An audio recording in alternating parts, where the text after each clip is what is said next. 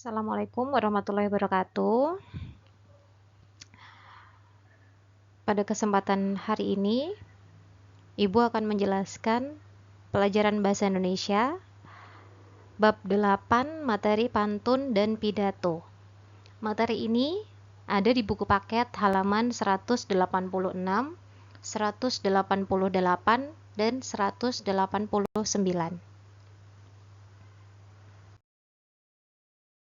Pertama ini yang akan kita bahas adalah tentang pantun. Pengertian pantun.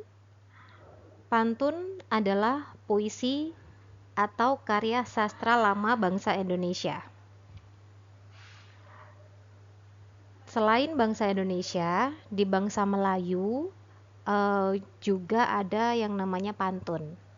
Nah, ciri-ciri pantun di sini yang Ibu sebutkan ada 4. Ciri-ciri pantun yang pertama yaitu setiap bait terdiri dari 4 baris. Yang kedua, ada sampiran dan isi. Baris 1 dan 2 disebut sampiran. Baris 3 dan 4 disebut dengan isi. Sampiran berfungsi melengkapi irama. Yang ketiga, pantun selalu berirama ABAB. Artinya, antara sampiran 1 dan isi 1 itu bersajak sama, dan sampiran 2 dan isi 2 itu juga bersajak yang sama.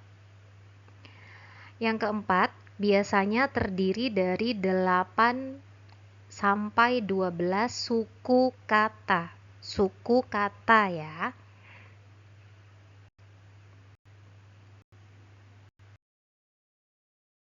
Ya, kita lihat di sini adalah contoh pantun.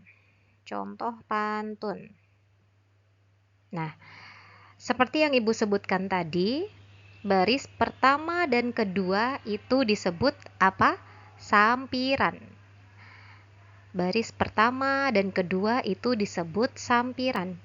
Fungsi sampiran yaitu untuk memberikan irama atau menyesuaikan irama pada pantun. Di sini sampirannya berbunyi, pergi ke toko membeli buku. Buku dibaca di bawah tenda. Kemudian yang ini baris ketiga dan keempat itu disebut isi. Giatlah belajar menuntut ilmu sebagai bekal di masa muda. Kita perhatikan di sini. Bersajak A, B, A, B. Artinya di baris ke-1 sampiran yang pertama ini kita lihat di sini. Di sini dia berbunyi U. Nah, nanti di bagian isi yang pertama juga dia harus berbunyi U. Nah, Bu, itu bukan A, itu U. Maksudnya itu sama. Bukan dia harus berakhiran huruf A. Maksudnya itu AB, maksudnya dia itu harus sama. Di sini, jika di sini U, di sini U juga. Jika di sini nanti bunyinya I, di sini juga bunyinya harus I. Maksudnya ini cuma harus sama aja ya. Kemudian yang di sini ini di sampiran nomor 2 dia itu berbunyi A. Nah, di isi nomor 2 juga dia harus berbunyi A.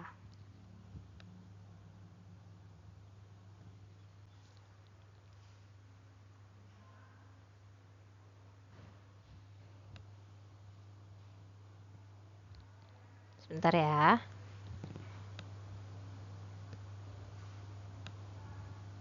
Nah, jadi di sampiran ini nomor 1 dan 2, baris 1 dan 2 ini disebut sampiran. baris 3 dan 4 disebut isi. Pergi ke toko membeli buku, buku dibaca di bawah tenda. Giatlah belajar menuntut ilmu sebagai bekal di masa muda. Jadi sampiran ini tidak ada hubungannya dengan isi. Pada setiap pantun yang kita lihat itu hanya ada di bagian isinya. Nasihat, candaan, pesan itu ada di bagian isi. Nah, ini disebut pantun ya anak-anak. Satu pantun itu berisi dari satu bait. Satu bait itu maksudnya satu rangkaian ini satu bait. Nah, satu rangkaian ini disebut dengan satu bait. Satu bait. Kemudian satu bait itu ada 4 baris.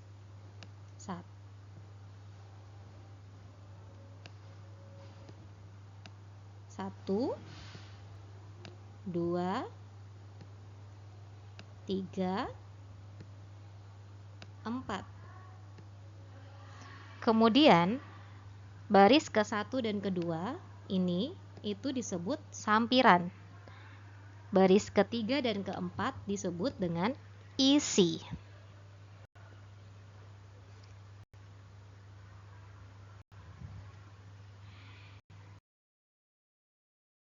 Ke contoh pantun selanjutnya. Ini bagian apa tadi?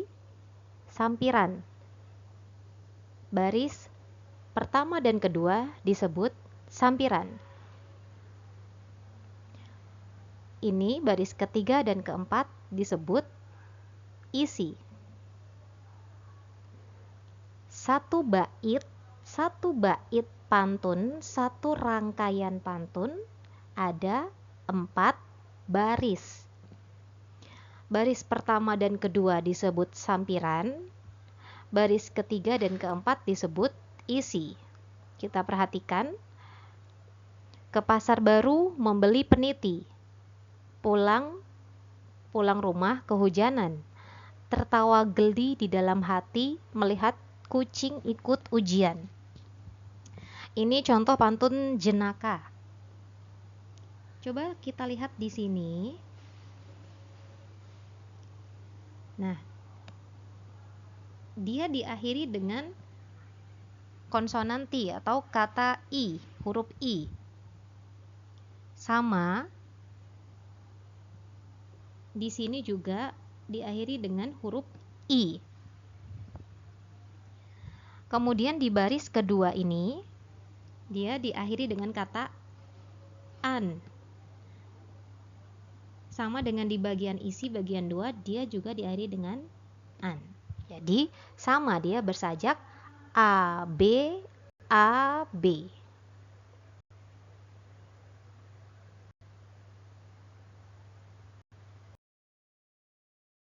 Selanjutnya kita ke bab pidato. Pengertian pidato. Pidato adalah mengungkapkan pikiran secara lisan atau berbicara di depan orang banyak dengan tujuan tertentu.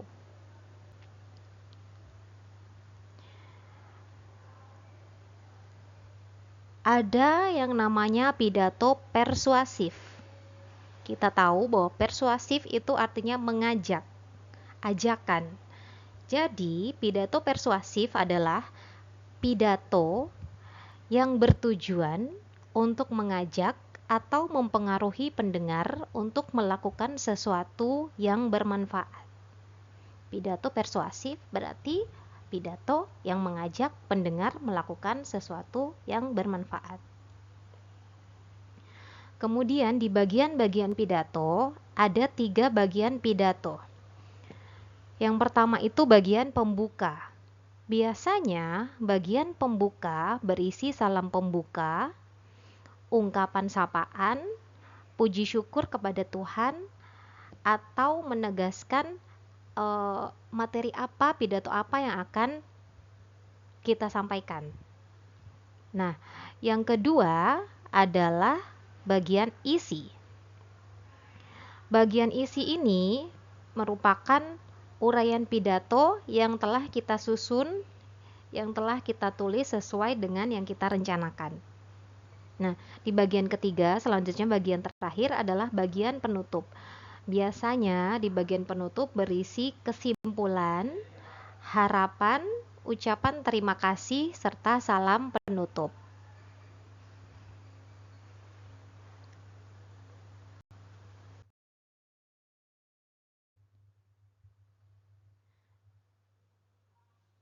Sebelum kita berpidato di depan orang banyak, ada hal-hal yang perlu kita siapkan dan pasti harus kita siapkan.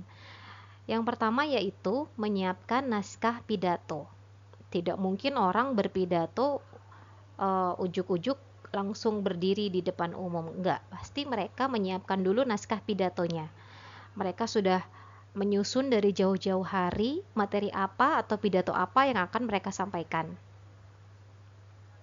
Kemudian, setelah kalian membuat naskah pidato, hafalkan naskah pidato dan berlatih bicara sendiri. Apakah wajib teks pidato dihafalkan? Tidak harus dihafalkan, kalian juga masih bisa berpidato dengan membawa teks atau naskah. Tapi lebih bagus kita hafalkan. Yang ketiga, ketika akan berpidato, pilihlah pakaian yang tepat sesuai dengan acara apa yang akan kita hadiri. Yang keempat, datang lebih awal ke lokasi. Kenapa kita harus datang lebih awal ke lokasi? Karena agar kita bisa memberikan waktu untuk diri kita sendiri. Jika kita telat, jika kita terlambat, maka kita akan tergesa-gesa dan semua pidato-pidato yang udah kita hafalkan mungkin akan hilang atau ngeblank kita nanti kalau telat ya. Harap datang lebih awal ke lokasi. Kelima, lakukan dengan percaya diri. Lakukan dengan percaya diri. Artinya, begitu pendengar melihat kalian percaya diri, begitu pendengar melihat kalian yakin, maka mereka pun akan yakin dengan apa yang kalian sampaikan. Kalau kalian tidak percaya diri, melempem, mungkin pendengar juga mungkin akan tidak paham dengan apa yang kalian sampaikan. Yang terakhir, bersikap tenang dan jangan malu jika salah. Jika kalian salah membaca teks, tetap tenang dan ulangi lagi bagian yang salah. Jangan malu untuk membenarkannya. Kemudian, hal-hal yang harus diperhatikan saat berpidato. Saat berpidato berarti kalian sedang berpidato di depan, ada hal-hal yang perlu kalian perhatikan. Yang pertama, volume suara. Volume suara harus terdengar ke pendengar. Yang kedua, pelafalan, cara kalian membaca. Apakah apakah pelafalannya udah benar atau belum? Yang ketiga, intonasi, di mana kalian harus berhenti ketika koma atau berhenti ketika tanda titik. Yang keempat, ekspresi wajah. Ekspresi wajah juga harus meyakinkan. Itu tadi penjelasan Ibu tentang puisi dan pidato.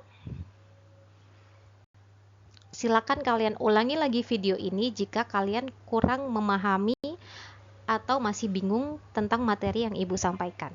Terima kasih. Wassalamualaikum warahmatullahi wabarakatuh.